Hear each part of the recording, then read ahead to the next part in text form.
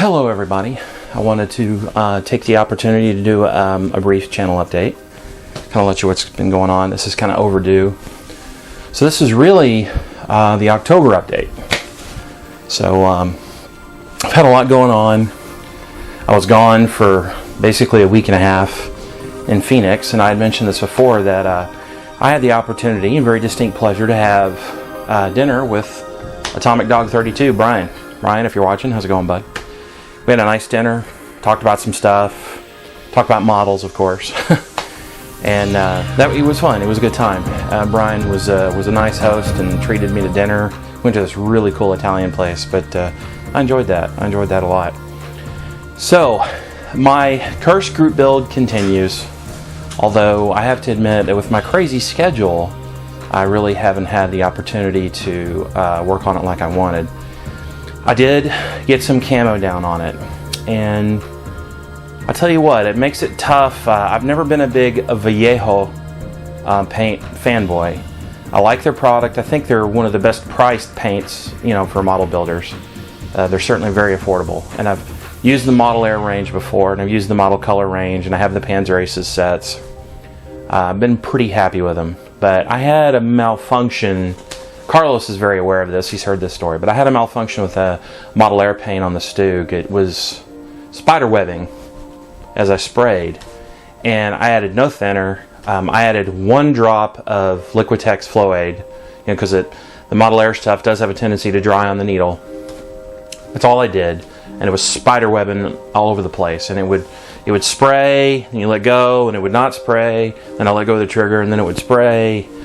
And I'm stubborn, so when I experience problems, rather than just stop and try to figure out what's going on, I just keep going. And so I screwed up the camo on the tank, and well, I need to go back and fix it, kind of like I did before. I've had this problem before. I'm gonna have to actually go back in and spray some dark yellow in areas to make the camo lines thinner. Now, I also had a problem. I bent the needle. I just replaced the needle in my Grex, and I just bent it again. My fault. So I'm now on my 3rd needle for my Grex, which is frustrating as hell. Pardon my French. But I used my Sotar 2020 that I've never used on an actual build before, and it didn't work. It was spraying bubbles out of the trigger area, and I detail stripped it. I've only used the thing twice, and once was I tested it when I got it. The second one was I did a review and a video for it. So anyway, so I did a detail strip, used brushes, and really cleaned it good. Used some Tamiya airbrush cleaner, which is a bit stronger than the Vallejo airbrush cleaner that I use. And it works fine now. It works beautifully. So I began work again on the camo on the front of the Stug, and I'll try to do an update either today or tomorrow on the Stug, show you my progress. It'll be my 5th update on the Curse build. And I'm pretty happy actually with the results. I think it looks pretty good. So the Sotar's working. Got another needle coming from Grex. Thank goodness Chicago Airbrush, which is where I bought the airbrush and where I've been buying accessories they had a sale going on, 15% off basically all their accessories in October, and I've taken advantage of that twice now. I also ordered a 0.5 millimeter conversion kit. It comes with a 0.3, and I've got a 0.2 millimeter coming with a, yet again, replacement needle. So guys, you probably know this. You probably figured this out by now. I buy a lot of kits. One of the reasons why is I try to stay current when I review stuff, so I have new stuff for people to look at.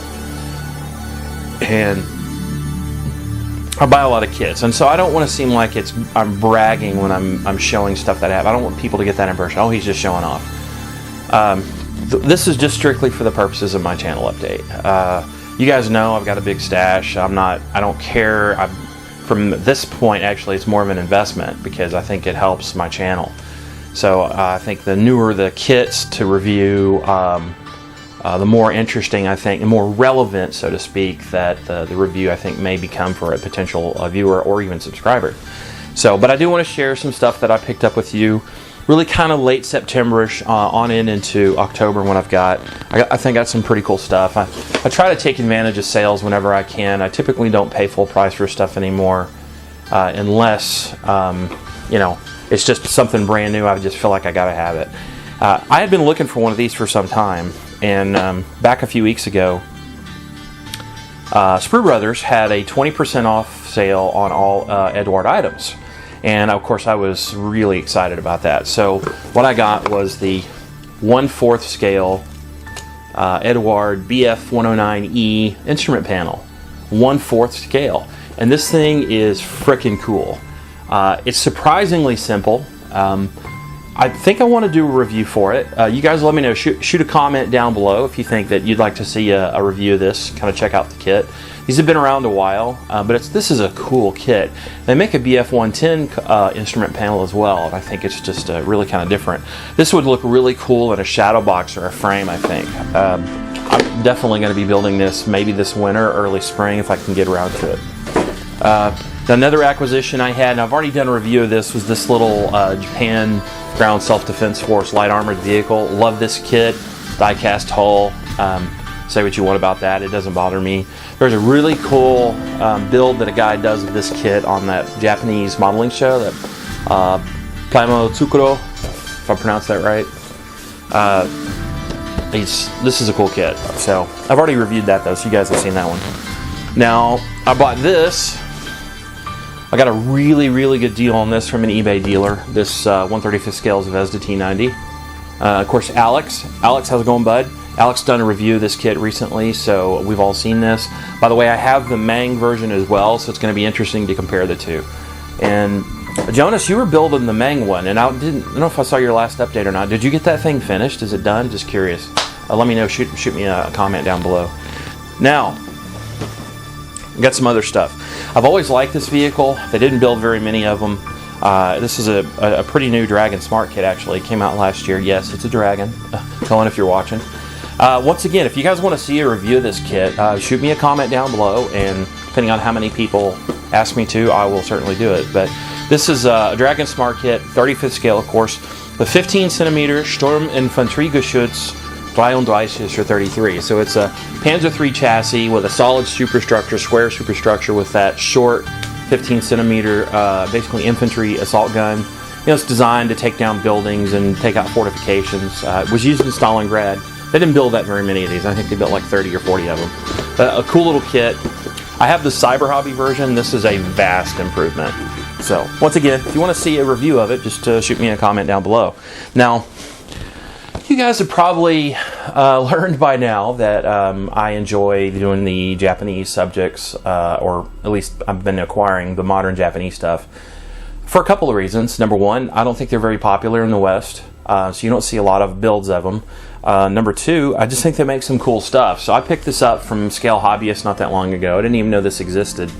Trumpeter, turns out, makes a ton of Japan Ground Self-Defense Force vehicles. This is the Type 87 anti-aircraft vehicle. And it looks very similar to a German Gepard, you'll see. But it's built on the Type 74 Tank chassis. But it is a license-built 35mm Oerlikon, cannon system, automatic cannon system with a radome to, track the guns. That's pretty cool. This thing is awesome, and it's huge, by the way. And, of course, I was in Arizona, and I had a little bit of time the last Monday that I was there, and I went into a hobby store, and they had a clearance table, and, it was half off, and they had a nice little selection of Dragon kits and Hobby Boss and Bronco. I told Atomic Dog about it. I hope he finally got around to getting out there and checking them out and see what they had. But I got this for half off, and I had them ship this to me. I got one more kit I'll show you. Had them ship this directly out to me, to my house. So it's basically the small half track with the Flak 38 on it. That's cool. By the way, I paid $25 for that on their clearance table. Don't know why it was on their clearance table. Maybe they overbought them or something. I'm not sure, but it was a good deal. And I don't buy a lot of U.S. subjects, but this was calling my name because it was on that clearance table. So it's the M7 Priest. Now, this kit is from 2010, so it's pretty new as well. So it's a smart kit of I guess that's a Lee chassis or Grant chassis with a 105mm M102 howitzer on it. So I've always kind of liked that vehicle. And There's one other thing that I want to show you. Hang on, I left it sitting over here. Hold on. Okay, I got this one too. This one was pretty sneaky, and I really want to review this. And I know some of you guys may be getting tired of my Tamiya reviews. I thought this was a rehash of an old kit. I did, honestly. It's not. It's not. Cohen, buddy, if you're watching this video, I hope you are. You really need to see this. It's another one of those things. If you guys want me to review this, shoot me a comment down below. So this is what I'm talking about. M4A3E8 Sherman EZ8. Now, I wanted an EZ8 because that movie Fury came out Friday, and I went to go see it. Great movie, by the way, if you haven't seen it. So I was like, I have a couple of Shermans, but I didn't have an EZ8. I'm not a big Sherman fan, but this is kind of a cool tank, and with the 3-inch or 76mm high velocity gun and the extra bolt-on armor, this is a pretty cool vehicle. I thought it was the old Tamiya Sherman kit. Yeah, guys, it's one of the best buys in the market, and no one knows about it. At least I don't think they know about it. There's a new Firefly that came out this summer. So this comes with a figure set. It's got 4 U.S. infantry and the tank. It's an Asuka Hobbies Sherman. It's a Tasca. Yes, it's a Tasca. And why is it a great deal? Guys, it's a bargain. It's $49.99 at scalehobbyist.com with the figures. Let me let that sink in just a little bit. Yeah, $50 for a Tasca. It's a Reeboks Tasca. Tamiya came with an agreement with them. No kidding. If you guys want to see a review of this kit is amazing. It's an incredible value. And the Firefly they just came out with, guess what? It's a Tasca as well. I didn't even know they were doing it. They don't even advertise it on the box. Now, if you get on the Tamiya website, they actually mention it. Oh yeah, that's an Asuka Hobby. That's the sprues from an Asuka Hobby. And Asuka is, by the way, what Tasca's called now. So the Tascas are like $70. This is $50 with figures. How do you go wrong? So I told Carlos about that. He wants me to do a review, but same thing as before. Last and certainly not least, you guys know I bought a bunch of aircraft kits, and I started an aircraft build and it backfired on me and it really pissed me off, and I'll get back to building aircraft again, don't worry. But I finally pulled the trigger on a 1/32 scale Tamiya aircraft kit, and this is what I got.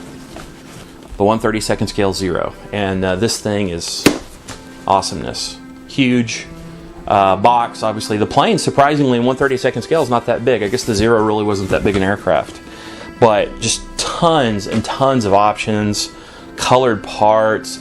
The landing gear work. They actually have a spring on them. You can open them, display it open or closed, however you want. It comes with a stand. The box comes with a cradle to protect the model for transport. It's just incredible. And I got a fantastic deal on this from Tokyo Hobby. It was about $80 shipped. I couldn't say no. I wish they had that. I really want the Spitfire, and judging on how nice this one is, I will probably get the Spitfire as well.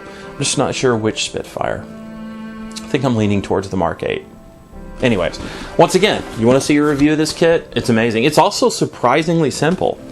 But yeah, so 1/32 scale Tamiya 0. So I still plan to build this. I have a JSU 152 actually right there in the stashage that I was going to do for Panzermeister's group build. I want to build it. The group build thing is getting to be a bit tedious. I have so little time now to model that, yeah, it's kind of killing me. So Evan, probably when I finish your build, I mean, I don't know, I'll get around to building all this stuff eventually that I promised I would do for people, but I don't have enough time, and so my modeling time is becoming even more precious, so I kind of am just wanting to build what I want to build type thing. Now, I still have my group build, and I'm certainly going to participate in that, but it goes in through March. I need to do an update for that as well, by the way. So I'd like to be in Panzerjäger's towed anti-tank gun group build as well. So, but I'm starting to ramble at this point. I've gone on way longer than I wanted to. I'm getting close to 1,300 subs. And by the way, we're going to have our last week for this, subscriber month of giveaways, so to speak. The Spitfire is the last thing to go. And Axel, if you're watching, bud, I'll try to get your kit out, or your airbrush rather, in the mail Monday or Tuesday. So been kind of busy. But probably not going to do any more giveaways for a while. When I get to 2,000 subs, I'll do a giveaway. In fact, I kind of had something special planned for that. I was telling Carlos about that, and he thought I was crazy. But I've gone on too long. Thank you for watching, everybody. Once again, you guys help make my channel what it is. Thank you for your support. I love everybody. Hope you have a great week. I'm off tomorrow, so I'll be at the bench. Hopefully, I'll be at the bench. And I got to do some stuff for work in the morning on my day off. Isn't that wonderful? And other than that, I think I should be able to have some free time. So take care, everybody, and I hope you have a great week again. See ya. Bye-bye.